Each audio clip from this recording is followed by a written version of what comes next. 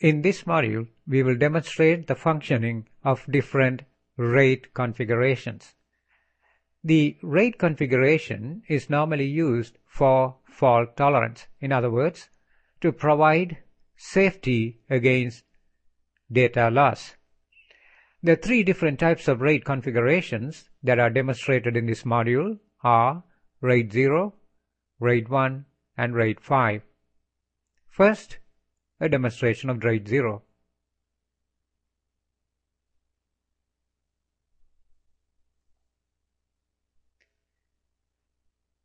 In RAID 0, although it's called RAID, there is no protection against data loss. Instead, RAID 0 is used so that quick access to the data can be provided.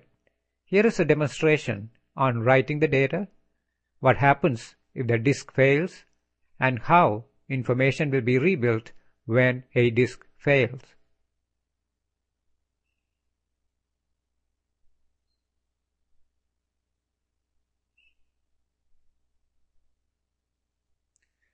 The data 0 to 8 is written over these three disks in the RAID setup. What happens if a disk fails?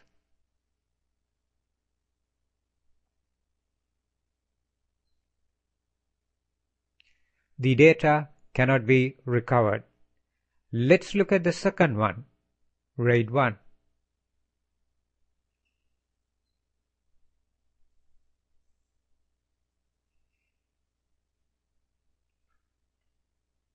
How does RAID 1 write the data?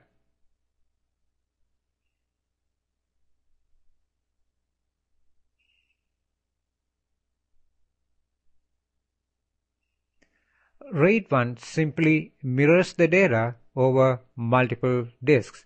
In this case, the data is written twice, like the 0 here, that is written on this disk as well as on this disk.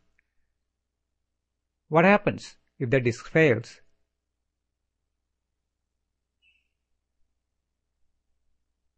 Can we rebuild the lost data? Yes, we can.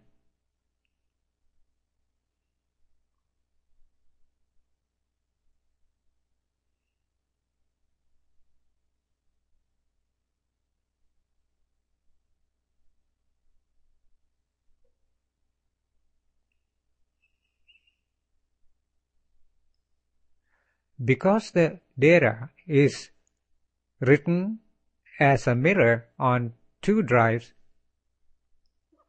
the data here is now recovered.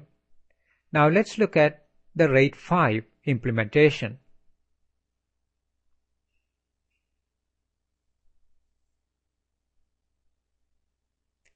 How is data written?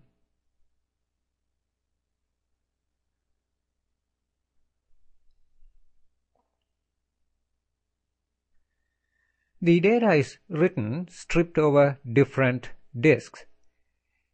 Although there are 4 disks here, the data is written only on 3 disks and a parity bit is written on the last disk. The parity bit is written for each data on different disks. In other words, the parity bit for 0, 1 and 2 is written here on disk 1, which is P1.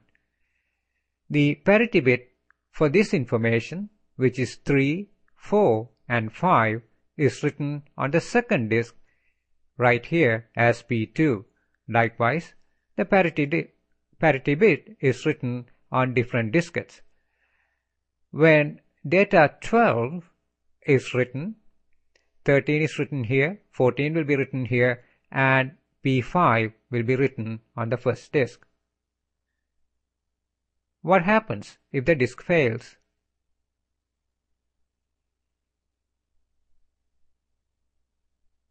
Can we rebuild the data? The answer is yes.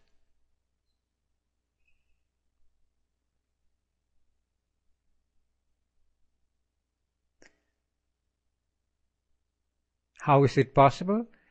It is possible because of the fact that by looking at these three data, we can reconstruct this parity bit. Likewise, by looking at these two data, and the parity bit, we can reconstruct this data here. Likewise, by looking at this parity bit and these two data, we can reconstruct the value here. Therefore, in RAID 5, we could reconstruct all the values of the data stored in disk number 4. This concludes the demonstration on RAID.